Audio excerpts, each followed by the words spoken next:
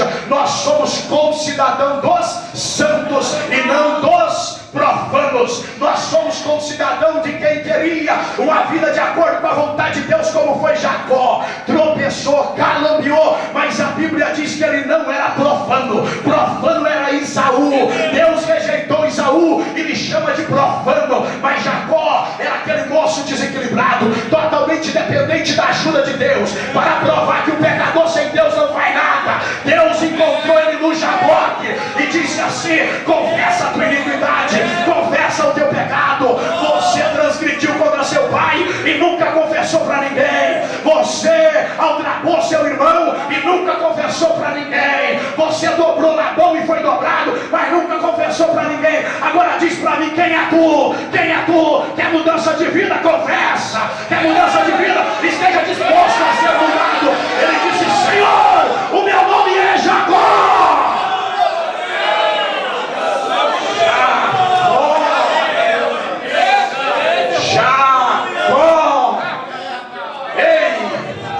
Aquele que confessa e deixa alcança a misericórdia. Bendito seja Deus.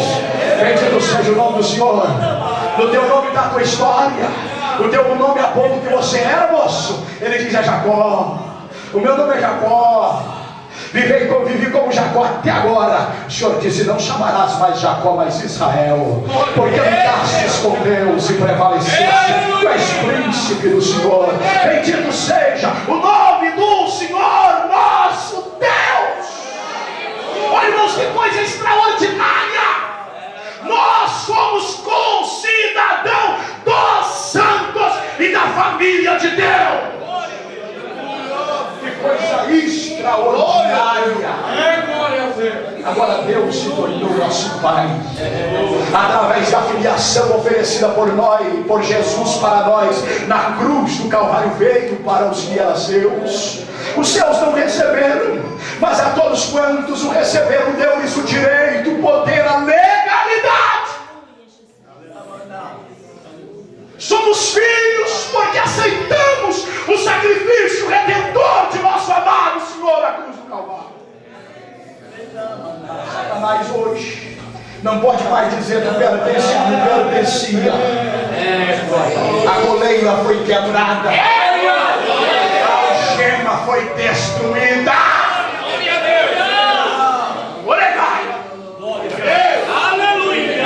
A presença de Deus está aqui nesta noite. Mas nós somos concidadãos dos santos e da família de Deus. E eu me alegro porque João escreveu na sua primeira carta, capítulo 3, versículo 2, que nós somos filhos de Deus. Hoje somos filhos de Deus, pertencemos à família do Senhor nosso Deus. É a primeira coisa que nós devemos observar. Quero lembrar os irmãos, abra sua Bíblia de novo, na primeira carta do apóstolo Pedro, capítulo de número 1. Esse era o nosso passado, era a nossa situação. Esse é o primeiro ponto da mensagem. O segundo: assim sendo, nós devemos agora atentar para o nosso homem interior. Não podemos esquecer do nosso homem interior, onde na realidade, irmãos, é absorvido o pecado. Os olhos são as janelas, é por onde tudo se contempla, por onde tudo se vê. As nossas mãos, os pés, é aquilo que faculta a realização e o originar do pecado, mas que na realidade já nasceu, já foi engendrado no coração do homem. Jesus disse lá em Mateus: todo aquele que olhar para uma mulher com olhar impuro no seu coração cometeu pecado. Lá já foi concebido o pecado, e quando ele realiza, o seu corpo foi o canal para a realização do pecado. Mas na realidade, lá dentro é que nasceu o pecado. O desejo nasceu lá no coração do homem, por ter olhado, por ter visto e por não ter cuidado do homem interior. Olhe, portanto, em segundo lugar, nós, a igreja de Jesus Cristo, temos que atentar para o nosso homem interior. Ele lança, portanto, a visão em relação à questão no versículo de número 13 para a nossa compreensão,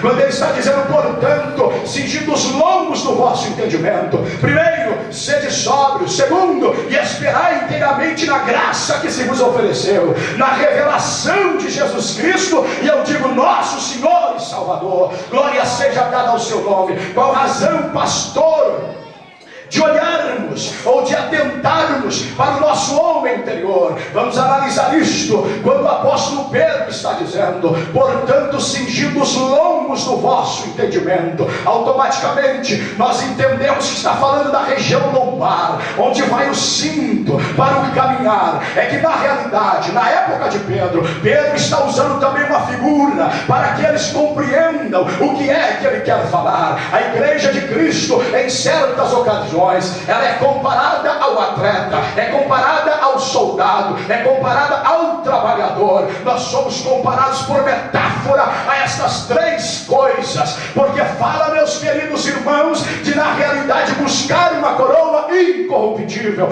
Fala na realidade de plantar com a esperança de colher e de na verdade também possuir ou ter o direito de gozar daquilo que nós plantamos para a glória do nome do Senhor.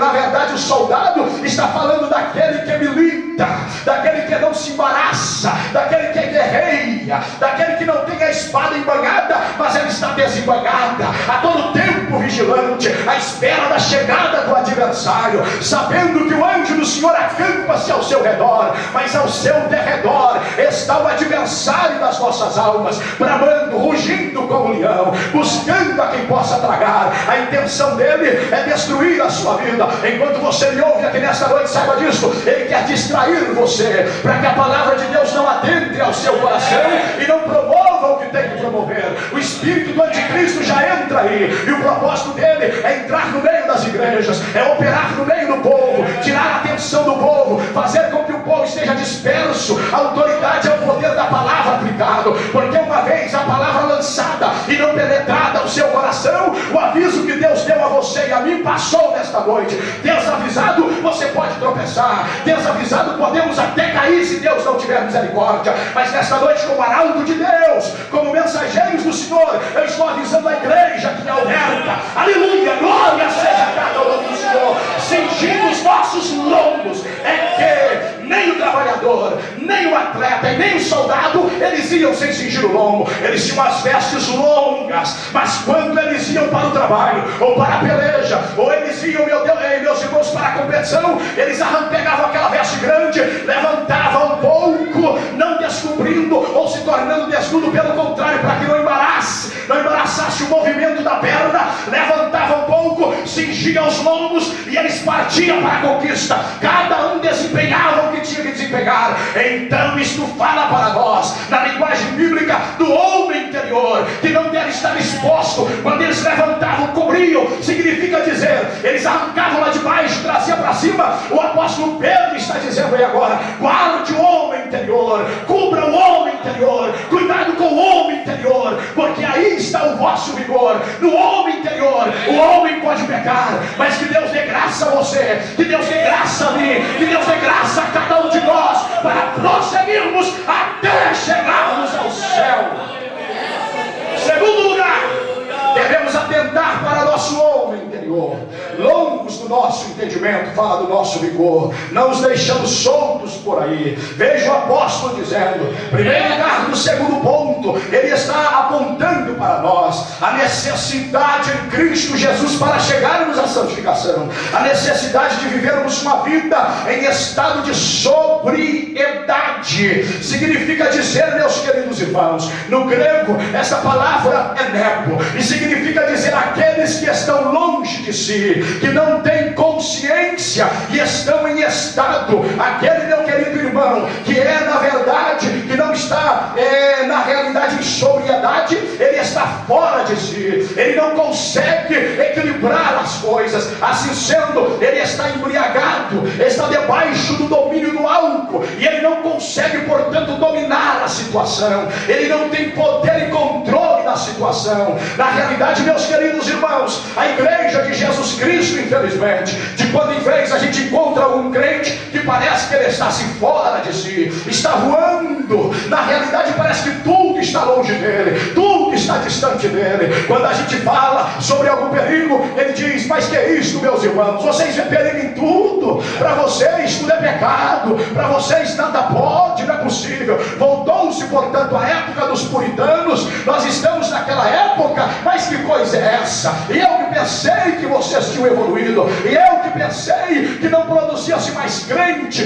nesta situação de vocês, ou com esta cabeça, ou com esta mentalidade. Que coisa horrível, isso é horripilante, não dá para mim fazer parte da vossa comunidade, e eu não quero nada com vocês. Interessante, irmãos, quer tudo com quem é menos santo, mas não quer nada com quem está tentando santificar a sua vida e corresponder à vontade de Deus. Eu não sei se é uma medida de santidade, se o homem tem autoridade para medir e falar: olha, fulano, vem cá, eu vou medir a sua vida, viu? Quando você chegar assim no tanto de santidade, eu digo para você: tá bom demais, agora você pode pular, você pode brincar, você pode deixar de orar, você pode deixar de consagrar, pode deixar de ouvir palavra, não precisa mais ler a Bíblia, não vem mais para a igreja, veste o que quiser, come o que quiser, vê o que vê, coloca a mão no que quiser, vai aonde você quiser, não tem mais problema. Você agora tem equilíbrio. A época dos crentes equilibrada, eu tenho equilíbrio, pastor. Eu vou em praia e não pego. Eu vejo a mulher nua lá praticamente, mas não pego. Meus olhos não pegam, meu coração não deseja. Eu vejo novela e não torço para aquele homem largar a mulher e casar com a outra. Eu até aconselhei a vizinha ontem, eu aconselhei o amigo de trabalho a não divorciar, mas que hipócrita, na frente da novela ele diz: divorcia, casa com fulano que ele é o principal, larga ele, enfia o pé nele. Nós temos que converter, nós temos que converter, precisamos converter. Eu pergunto dessa vez: você ainda tem dúvida de que novela? Você me desculpa a expressão, mas é do capeta? É verdade. Uma palavra bem clara?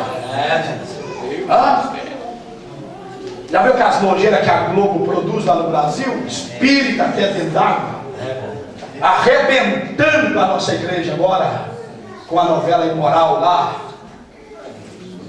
Interessante, a igreja lá, veja o estado da nossa nação. Temos que orar pelo Brasil. A igreja posiciona contra o homossexualismo, todo mundo pressiona a igreja, grita contra a igreja, diz que é discriminação. Mas entrar na hora nobre no Brasil, soltar a novela para difamar a igreja, que está ensinando os jovens a sair das drogas, que está ensinando a prostituta a deixar a prostituição, o ébrio a sair da sarjeta e voltar para convívio familiar, o feiticeiro a arrumar a sua vida e aceitar Jesus como Salvador. Eles levantam no horário nobre, vem denegrir a imagem da igreja, ninguém grita e ninguém pode gritar, ninguém diz que é discriminação. Esta é a situação. A igreja de Jesus Cristo está sendo colocada no canto da parede. Parece que Israel ficou nesta situação, a ponto de Elias sair do lado de lá para gritar do lado de cá. Acabe não sabia que Elias saiu do lado de lá, mas veio ele. Ele gritou: ei, Acabe! 7.000 são fiéis em Israel. Obadias se esconde 100 profetas na caverna, alimenta de 50 em 50 com pão e água. O coração de Obadias está disposto a ser fiel ao Deus de Jeová. Mas Jezabel domina. O culto é a Baal. O culto é a Baal. O culto a Baal é o culto da mistura. Pode trazer Bíblia para a igreja ou uma revista pornográfica de lado. Tem um pouquinho para Deus. Baal não importa se tiver um espaço para ele. Baal é o Deus que aceita divisões, enquanto que Tiago diz assim: não sabeis vós que o Espírito que em vós habita tem ciúme de vós. Você não é para ser tocado nem amassado pelos dedos de Satanás. Nós somos a igreja.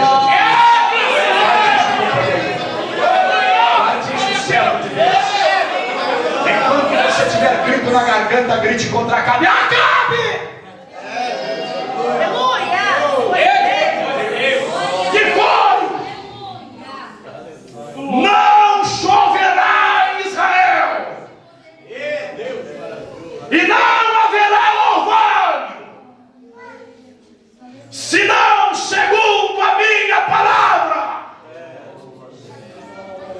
aconteceu?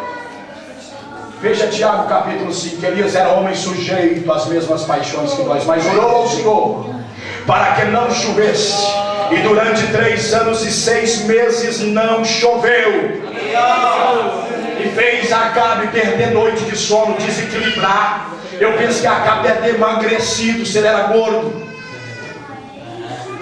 A situação caótica. Jezabel no pé do Baal: manda chuva, não me deixe envergonhada. Deus disse através da boca do profeta: não chove, não tem orvalho. Chuva, certeza de colheita. Orvalho, hipótese, possibilidade de colheita. Sem os dois não colhe nada. Seca extrema, escassez de alimento. Que coisa gloriosa, irmãos. Jesus! Acabe desestabilizado, até que Deus manda Elias voltar. E quando Elias volta, 3 anos e 6 meses depois, parece que natural, faz um sacrifício a Deus, manda matar os sacerdotes de Baal e matar os profetas aí. Arranca eles do nosso cenário. Tiraram, mataram. Parece que os 7 mil tu tá naquele dia lá ouvindo Elias. Não, esse período do Elias aí, ó, está vindo cheio do poder de Deus. Hoje é um fim a religião de Baal. Acabou. O Elias chegou e quando falou assim: lance a mão pela Bíblia, se pegaram. Elias não pegava os 7 mil sozinho. Pegaram, parece que acabou os 600, 800 sozinho. Parece que os 7 mil estavam tudo lá. Mataram, desceram ao meio e mataram. Glória a Deus. O Elias naturalmente subiu, ou estava no cume do monte, colocou a sua cabeça entre as suas pernas, orou ao Senhor e disse para o seu moço: olhe para a banda do mar e vem me dizer qualquer coisa. E a Bíblia diz que o moço voltou falando: de Deus eu não vi nada. Aquele moço ainda precisava aprender que oração não é assim que esse negócio também. Porque sabe por quê, irmãos? Segundo os estudiosos, a primeira oração de Elias, aqui que ele ora pedindo a Deus: responde-me, Senhor, ela durou 18 segundos. Ele pensou: Elias só vai colocar a cabeça no chão. Acho que não chega agora. Agora não, tem que ir lá 7 vezes. Deus trabalha assim com o Senhor. Aleluia! Enquanto ele chegou, olhou, já voltou. Ei, não tem nada lá, volta a segunda vez. Não tem nada, terceira, quarta, quinta, sexta. Na sexta para a 7ª vez, ou na 7ª vez, ele disse assim: homem de Deus, há uma nuvem, mas é pequena, do tamanho da mão de um homem, quer dizer, não dá para nada. São 3 anos e 6 meses de seca. O que é que vai acontecer com a nuvenzinha daquela? Deus, aleluia. Enquanto ele vê uma nuvem pequenininha, o profeta tem a audição do ruído de uma grande chuva. Ele diz: então corre, diga para cá, aparelhar o carro e ir embora, porque há ruído de água. E a Bíblia diz que choveu. Bendito seja o Deus que nós servimos. Esse é o Deus que nós servimos, irmãos. Sejamos fiéis ao Deus que nós servimos. Sejamos fiéis ao Deus que nós servimos. Continuemos da mesma forma. Bendito seja o Senhor. Agora, quem quer deixar de comer churrasco na mesa de Jezabel, correr risco de vida? Lá estava Elias. Lá estava o profeta. Ela mata. Só se terminar a minha carreira que nós permitimos. Enquanto Deus tiver uma obra comigo, Ele me preserva. Bendito seja o nome do Senhor teu Deus. Ergue a sua voz nesta noite, cantora, cantora. Ergue a tua voz nesta noite, pregador. Ergue a tua voz nesta noite, obreiro. Levantar a nossa voz em nome do Senhor.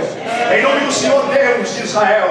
Em nome do Senhor Deus, Jeová. Em nome daquele que tudo pode, que mudou a minha e a sua história. A glória ao nome de Jesus. Bendito seja o nome do Senhor nosso Deus. Uma vida de sobriedade. É necessário nos dias em que nós vivemos. No grego, eneko significa embriaguez, ou estar na realidade, ou livre de embriaguez, melhor dito, ou estar em juízo perfeito. E eu quero lhes apresentar pelo menos duas coisas, de acordo com a Bíblia, para entendermos a questão e apreço. Primeiro, meu querido irmão, abra comigo a sua Bíblia, por favor, no livro do Gênesis, primeiro livro da Bíblia Sagrada. Eu sei que os irmãos já estão preocupados com o horário, e eu já estarei encerrando logo a seguir. Espera aí só um minutinho, por favor, me ajude, por favor, em nome do Senhor Jesus. Abra sua Bíblia aí, livro do Gênesis, capítulo de número 9, versículo de número 20 e o versículo de número 21. Veja o que diz-nos a Bíblia. Bendito seja Deus. Versículo 20 no capítulo 9.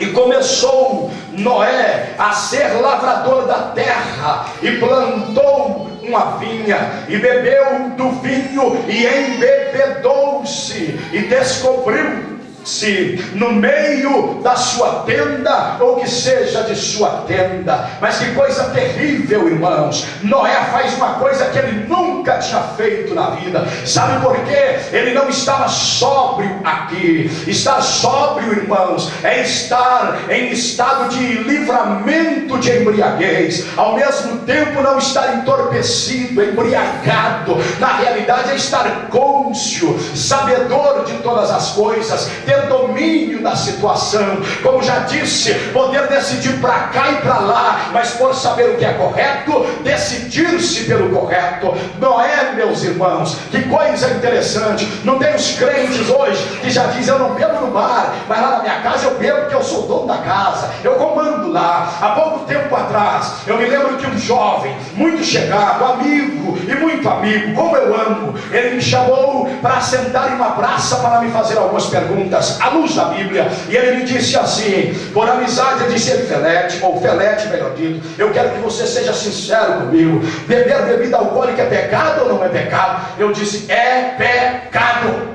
E ele disse: mas me estão me ensinando que não é. Quando eu era pequeno ele dizia que não é, mas hoje o meu pai já tem latinha lá na casa, lá dentro da geladeira. Eu não bebo na rua para não dar escândalo, mas dentro de casa bebe. Disse para mim que a mocidade da igreja já estava tudo bebendo, com a consciência de que não pode escandalizar, não vá para as praças beber, arrume um lugar para vocês beber, arrume um antro de perdição para vocês, crie como já tem discoteca de crentes por aí, já tem praias de crentes por aí, já tem uma carrada de coisa para os crentes hoje em dia que não é brincadeira. E quanto mais isso acontece, menos desprovido o povo está da Bíblia, menos desprovido o povo está da oração, menos desprovido da graça de Deus. Os cultos de oração só diminuem, não acrescenta número. Irmãos que jejumam só diminui, não acrescenta número. Quem lê a Bíblia só diminui. Prega-se coisa na igreja, e eu que nunca ouvi falar nisso, mas que novidade extraordinária. A revelação da palavra é extraordinária, mas o que está escrito aqui está escrito.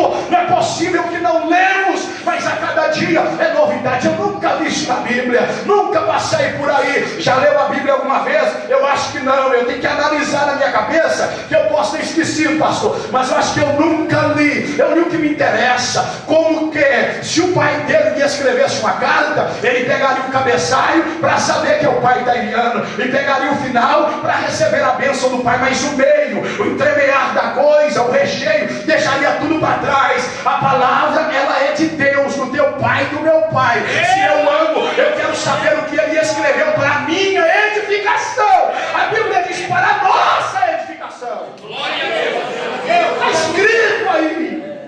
Graças a Deus. Nossas desculpas são tantas para largarmos a leitura da palavra, para abandonarmos o trabalho de oração, para abandonarmos a consagração, para deixarmos a piedade. Está arrumando tudo, tem uma montanha de coisas. O Noé fez isso.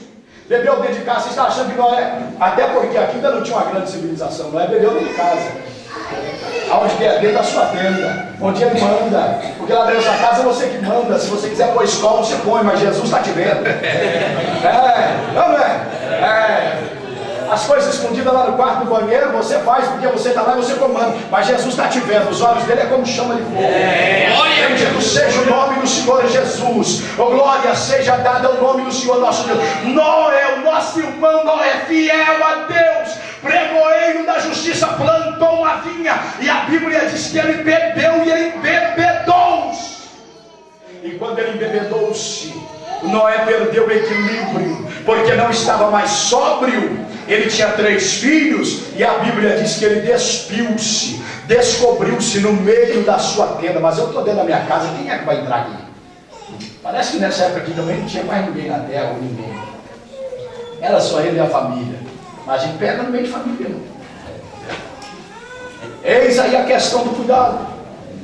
A gente não pega só nos grandes centros, não. Às vezes em casa pega-se mais do que lá, porque lá a gente tem medo de ser visto. Na igreja quem pega? Santo. Todo mundo vê, mas que maravilha, mas que crente lá em casa. Tá como Noé.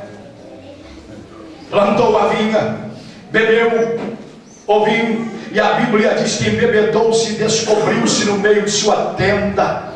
E viu Cã, o pai de Canaã, a nudez de seu pai, e fê-lo saber a ambos os seus irmãos, está dizendo a Bíblia, que estava lá fora. Veja que tragédia. Por que o Cão admirou-se? O Cão admirou-se. Quando ele viu essa questão, ele correu e anunciou aos irmãos. Ele era o mais moço, o mais novo. É porque ele nunca viu o pai numa situação daquela. Chamou-lhe a atenção. Como que meu pai está descontrolado? Eu nunca vi a nudez de meu pai. Olha como que eu estou vendo. Comunicou a Jafé a Sem. E os seus irmãos, por temor, entrou de costas para trás. Pegou algo cobriu a nudez do seu pai. E quando Noé acordou-se, soube da triste situação, ele amaldiçoou a Cã, colocando como servo de seus 2 irmãos. Só que, querido, nós devemos entender uma coisa, precisamos compreender uma coisa. Quem fica por aí contando o pecado dos outros, falando da vida dos outros, está pecando, mas quem está pecando também. Noé também errou. Seu filho não precisava receber uma maldição se ele estivesse sóbrio. Quantos pais que querem tirar o peso das suas costas e jogar sobre os filhos? Quer ver uma coisa? Está lá no computador vendo que não deve, o filho chega, quase que arrebenta o filho. Te dou um couro, te pego o menino pela orelha, você vai ver só o que você está vendo lá. Está vendo o site de uma igreja, alguma mensagem? Eis aí a reflexão.